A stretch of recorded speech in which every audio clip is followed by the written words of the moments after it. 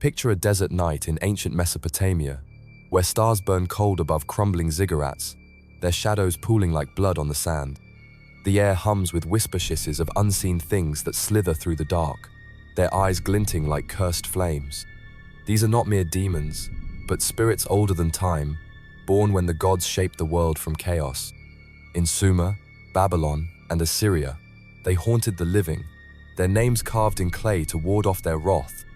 From Lamashtu, the child-slaying terror, to Pazuzu, the stormbringer who protects and destroys, these 7 spirits ruled the Mesopotamian cosmos, their power seeping into 2025 shadow-haunting Berlin's museum tablets, Baghdad's ruins, and whispered rituals in forgotten corners. Demonology seekers brace for a descent into their abyss, where sickness, madness, and death coil like serpents. This is the 7 deadliest spirits of Mesopotamia, older than any demon. In the cradle of civilization, where rivers Tigris and Euphrates carved life from dust, Mesopotamia birthed spirits that outlasted empires. Before the Enuma Elish sang of gods battling chaos, before Gilgamesh mourned mortality, these entities neither god nor mortal stalked the earth. A 4th millennium BCE Sumerian tale tells of a priestess in Ur, her dreams plagued by a faceless shadow that choked her breath, her altar shattered by unseen claws, the air thick with ash and dread.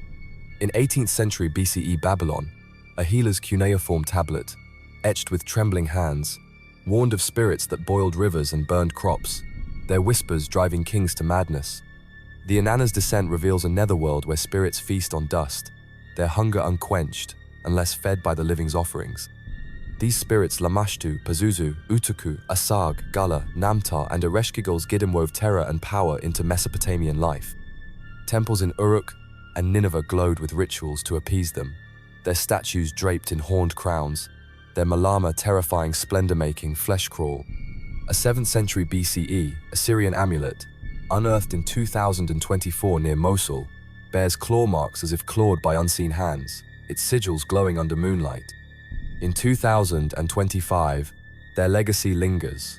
Berlin's Pergamon Museum houses tablets whispering their names, London's archives hold seals pulsing with their energy, and rural Iraqi tales speak of shadows haunting riverbanks, their eyes burning through the night. These spirits, older than any demon, shaped a world where gods and mortals trembled. Today, we unravel their 7 terrors. Lamashtu's child, killing hunger, Pazuzu's storm-wrought duality, Utuku's ghostly mischief, Asag's plague-ridden chaos, Gala's soul-snatching pursuit, Namtar's fate-decreeing shadow, and Ereshkigal's restless dead. Which spirit's wrath do you fear most? Let's plunge into their ancient dread.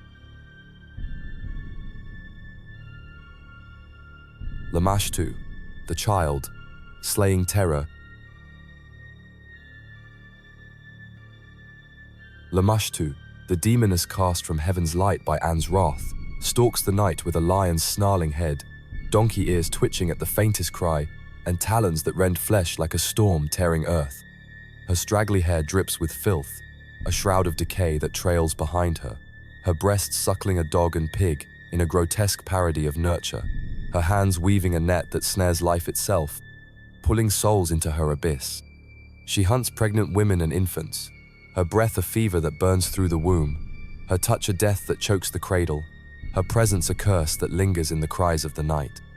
A 20th millennium BCE Babylonian tale whispers of a mother in Uruk, her newborn stolen by Lamashtu's claws in the dead of night, the cradle scarred with burns that glowed like embers, the air heavy with sulphur's stench that clung to the lungs, the silence broken only by her laughter, a howl that split the soul, echoing through the city's shadowed streets. Her plagues choke entire cities, their wells poisoned, their fields withered under her gaze, her malice a tide that drowns hope. Rituals to banish her used amulet stone plaques carved with her snarling image, buried under thresholds to bar her entry, their sigils glowing with a faint, unearthly light that pulsed like a warning heartbeat, the ground trembling as her shadow prowled. A 9th century BCE Assyrian healer's tablet recounts a desperate rite, 7 knots tied with red thread, each burned with juniper's sacred smoke, the flames dancing as if alive, binding Lamashtu's wrath. The air thick with dread as her shadow fled, the earth shuddering as if relieved of her weight. the healer's hands trembling with the memory of her gaze. The Enuma Elish's Tiamat, a chaos mother spawning monstrous brood, echoes Lamashtu's terror, her primal malice a mirror of Lamashtu's hunger, her waters of creation twisted into a netherworld of vengeance. Lamashtu's exile fuels her fury, her hunger eternal, her talons ever poised to snatch the vulnerable mothers, infants, the unborn her presence, a blight that haunts the heart. In 2025, her image persists, a spectre, undimmed by time. A Berlin museum amulet, etched with her snarling face, chills viewers, its edges worn as if grazed by her claws, the stone seeming to hum with her wrath, the air around it thick with an unseen dread that presses against the soul. In Iraq, 2024 tales whisper of midwives chanting ancient words against her, their altars strewn with salt to bar her entry, the air heavy with dread as cribs creak under an unseen weight, the shadows twisting as if her lion's head prowls just beyond sight. Her laughter still echoes in the cries of the night, a sound that curdles blood, her plagues a chain that binds the living to her will. In Babylon's ruins, her sigils linger on cracked clay, their glow faint but unyielding, a warning to those who dare disturb her rest. In 2025, her terror haunts the vulnerable, her netherworld exile a furnace stoking her vengeance, her talons a tide that sweeps the innocent into her grasp. Lamashtu's hunger is a curse that never fades, her breath a fever that burns through time, her presence a shadow that clings to the cradle, her wrath a howl that splits the silence of the night. Demonology fans, which of Lamashtu's terrors chills you Mosta child-snatching claws or her city-choking plagues? Her hunger endures, her talons ever watchful, her netherworld a prison that fuels her eternal malice. Pazuzu, the storm, bringer's duality. Pazuzu, the winged demon with a canine face snarling beneath a crown of horns, his scorpion tail lashing the air, commands winds that shred the sky like a veil torn by claws. His Malama terrifying splendor radiates a heat that burns flesh, its glow a curse that sears the soul. Yet this same dread shields against Lamashtu's child-killing wrath, a paradox etched in his monstrous form. His eyes, glinting like embers in a starless void, bind the soul to his will, his breath a tempest that haunts the heart, stirring dread and devotion in equal measure. A 1st millennium BCE Assyrian tale whispers of a pregnant woman in Nineveh, her home spared by a Pazuzu amulet hung above her door, its sigils glowing with an unearthly light as Lamashtu's howls faded into the night. The air thick with ash and an eerie calm, the shadows trembling as if fearing his gaze. His storms wield a dual edge-bringing disease that festers in the bones or driving it away with gales that scour the earth. His claws both a curse that wounds and a shield that guards. A 7th century BCE tablet recounts a ritual in Assur, a clay Pazuzu statuette, its wings carved with jagged precision, was buried at a city gate, its eyes gleaming like fire as the wind stilled, the ground scarred with claw marks that seemed to pulse under moonlight, the air heavy with his presence, as if the demon himself lingered just beyond sight. The epic of Gilgamesh's Humbaba, a monstrous guardian whose breath is death yet protects sacred groves, mirrors Pazuzu's dual nature, a foe and protector whose power twists the heart with fear and awe. Pazuzu's storms are chaos incarnate, their roars echoing through ancient cities, their sands swirling like spirits unbound, yet his protection is a chain that binds as tightly as his wrath. In Nineveh's ruins, his sigils linger on cracked stone, their faint glow a warning to those who tread too near, the air thick with the memory of his wings. His duality, destruction and salvation, makes him a paradox, a demon whose terror spares the faithful but slays the unwary, his gaze a tide that sweeps the soul into his grasp. In 2025, his image persists, undimmed by millennia. A Louvre exhibit displays his statuette, its wings seeming to pulse with a life of their own, chilling visitors who feel his gaze burning through the glass. The air around it, heavy with an unspoken dread that presses against the chest.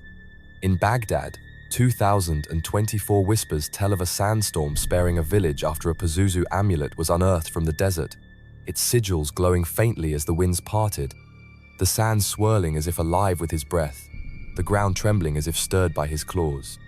His presence lingers in the dreams of those who invoke him, their sleep haunted by visions of his canine snarl, their hearts bound by his melum's terrifying splendor. Pazuzu's wings are a storm that spares or slays, his eyes a chain that binds the soul, his breath a tempest that carries both ruin and reprieve, his duality a curse that haunts the heart through the ages. Demonology fans, which of Pazuzu's faces chills you most, this storm-wrought destruction or his protective wrath? His wings never still, his gaze ever watchful, his tempest a tide that sweeps the soul into his eternal paradox. Utuku, the wandering mischief. Utuku, restless spirits of the dead, roam as ghosts, their forms shapeless yet heavy with malice. Known as Giddim in Sumerian, Etemu in Akkadian, they slip from Ikala's gates, haunting those who neglect their graves. A 3rd millennium BCE Sumerian tale tells of a family in Ur, their home plagued by an Utuku after forgetting offerings, their dreams filled with faceless shadows, their bodies racked with fever. Rituals used incense and libations to appease them, the air thick with juniper as priests chanted, the ground trembling with their departure. The Inanna's descent describes spirits escaping the netherworld, their whispers chilling the living. In 2025, Utuku linger. A London museum's cuneiform tablet, etched with their names, seems to hum, its edges scarred as if clawed. In rural Iraq, 2024 tales speak of a farmer's home haunted by footsteps after a grave was disturbed, the air heavy with dust and dread. Utuku's mischiefulness, madness, misfortune strikes the careless. Their shadows a reminder, honor the dead, or their wrath will bind your soul, their whispers a curse that never fades. Asag, the plague-ridden chaos. Asag, a hideous war demon, boils rivers with his gaze, his army of stone-born monsters crushing life. A Sumerian tale from 2500 BCE tells of Ninurta battling Asag, the rivers steaming, the earth scarred with burns, the air thick with sulfur as his stone brood fell. His touch brings fever and plague, his presence chaos that unravels order. Rituals against him burn 7 sacred threads, their smoke driving his shadow from fields. The Enuma Elish's chaotic monsters echo Asag's terror, their defeat a mirror of his fall. In 2025, Asag's legacy haunts. A Mosul excavation uncovers a tablet with his name, its clay cracked as if by heat, chilling archaeologists. In 2024, Syrian tales whisper of a river boiling under starless skies, its banks scarred with stone-like marks, the air heavy with his wrath. Asag's chaos poisons the earth, his gaze a plague that consumes, his stones a tide that buries hope, his power a curse that lingers in the dust. Gala, the soul, snatchers. The Gala, merciless enforcers of Irkala's netherworld, drag souls into its dust-choked depths, their forms cloaked in shadow, shapeless yet heavy with malice. Their claws relentless as they tear through the veil between worlds. Their hisses, a chorus of venomous whispers, echo through the dark, binding their prey in chains of dread, their presence a tide that sweeps the soul into an eternal abyss. In Inanna's descent, they pursue Dumuzi, the shepherd god, their hisses echoing like serpents slithering across bone, their claws binding him as he flees, the air thick with dread that chokes the breath, the ground trembling as if Irkala itself stirs to claim its due. A 2nd millennium BCE Babylonian tale tells of a man in Sippar, seized by the Gala after spurning a sacred shrine, his screams swallowed by a darkness that pulsed with their presence, his home scarred with claw marks that seemed to writhe under starless skies, the silence heavy with an unseen weight that pressed against the heart. Rituals to bar their entry burned salt and incense, their smoke curling like spirits fleeing the void, the ground trembling as the Gala retreated, their hisses fading into a silence more terrifying than their pursuit. Priests in Babylon chanted under flickering torches, scattering salt across thresholds to hold the Gala at bay, the air thick with juniper's scent, the earth shuddering as if resisting their grasp. The Gala's pursuit is merciless, their claws a chain to Irkala's dust, Their form's a shadow that clings to the living, their wrath a curse that haunts those who neglect the gods' offerings. In Sipar's ancient streets, their claw marks linger on crumbled walls, a warning etched in stone, the air heavy with the memory of their hisses, the darkness pulsing with their hunger. In 2025, the Gala's terror persists, their shadow undimmed by millennia.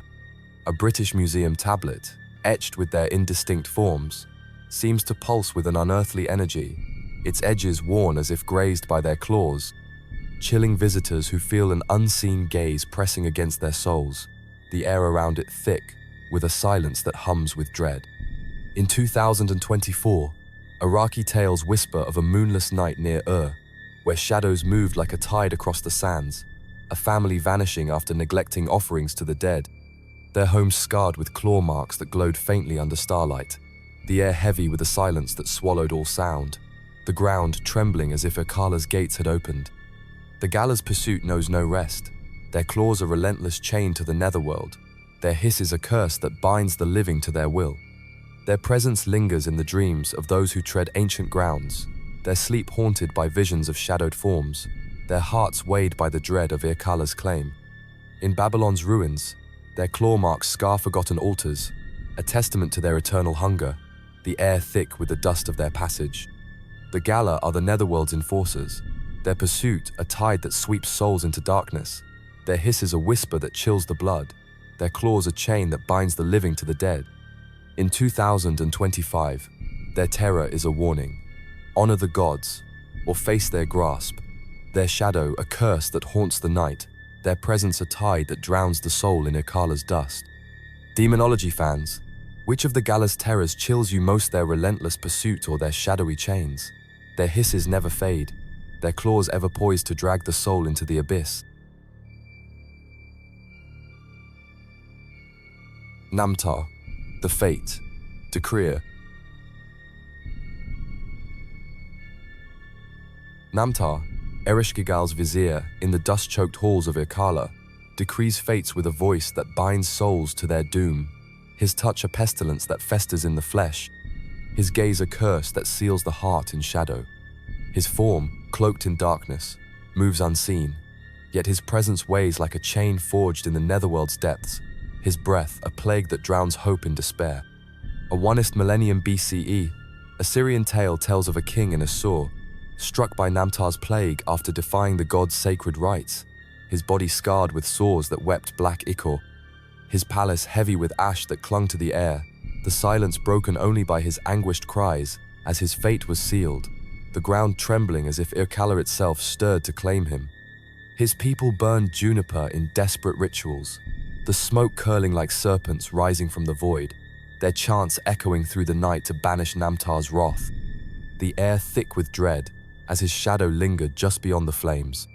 Namtar's decrees are final, his pestilence a tide that sweeps life into death, his power a mirror of the netherworld's unyielding grip. The Epic of Gilgamesh's netherworld scenes echo his dominion, where souls languish in dust unless fed by the living, their fates bound by Namtar's unrelenting will. His gaze a chain that locks the soul in Akala's twilight. In ancient Assur, his name was whispered in fear, his sigils carved on clay to ward off his plagues, the tablets cracking as if touched by his hand. Rituals burned sacred herbs, their smoke weaving barriers against his approach, the ground shuddering as his presence retreated, yet never fully gone, his shadow clinging to the edges of the living world. His decrees a curse that haunts the heart. In 2025, Namtar's shadow persists, his terror woven into the modern world's bones. A Louvre tablet, etched with his name in jagged cuneiform, chills viewers, its clay seeming to hum with an unearthly pulse, the air around it thick with a silence that presses against the soul, as if Namtar's gaze watches through the ages. In 2024, Jordanian tales whisper of a village plagued by fever after a shrine was defiled, its wells clouded with ash, its people racked with sores that mirrored the Assyrian king's torment, the air heavy with Namtar's presence, the night silent save for the faint hiss of his decrees. Farmers scattered salt and burned juniper, their chants trembling as the ground shook, the plague lifting but leaving scars that pulsed under moonlight, a reminder of his wrath. Namtar's power is a tide that drowns hope, His pestilence, a chain that binds life to Irkala's dust. His gaze a curse that seals fates with unyielding finality. In Mesopotamia's ruins, his sigils linger on shattered stone, their faint glow a warning to those who tread sacred grounds, the air thick with the memory of his plagues. His decrees echo in the dreams of those who hear his name, their sleep haunted by visions of dust and shadow, their hearts weighed by the dread of his will. Namtar is the netherworld's arbiter, his touch a plague that consumes, his voice a chain that binds the soul, his presence a tide that sweeps hope into Akala's eternal dark. Demonology fans, which of Namtar's terrors chills you most, this plague-ridden touch or his fate-sealing gaze?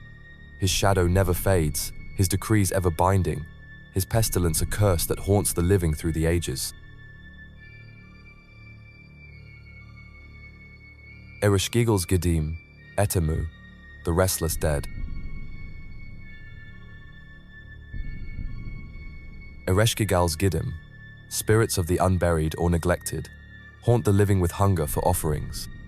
A 3rd millennium BCE Sumerian tale tells of a warrior in Lagash, unburied after battle, his Gidim tormenting his kin with visions, their home scarred with burns, the air thick with dust. Rituals use libations to calm them, the ground trembling as they return to Irkala. The Gilgamesh epic describes their twilight existence, eating dust unless fed by the living. In 2025, their presence haunts. A Yale excavation uncovers a tablet with Gidim sigils, its clay pulsing with energy. In 2024, Iraqi tales speak of a riverbank haunted by shadows after a grave was disturbed, the air heavy with dread. Gidim's hunger is eternal, their whispers a chain to the living, their wrath a tide that brings madness, their forms a curse that lingers in the dark. The 7 deadliest spirits of Mesopotamia: Lamashtu, Pazuzu, Utuku, Asag, Gala, Namtar, Ereshkigal's Gidimari, older than any demon, their terror woven into the cradle of civilization. From Ur's shattered altars to 2025's haunted ruins, their power endures, their claws binding souls, their whispers chilling the night. The Enuma Elish and Gilgamesh echo their dread, their melam a splendor that burns the heart. Demonology fans, which spirit's shadow haunts you, Lamashtu's child-killing hunger or Namtar's fateful plague? Comment below, subscribe, and beware. Their eyes watch from the dark, their tides poised to claim the soul.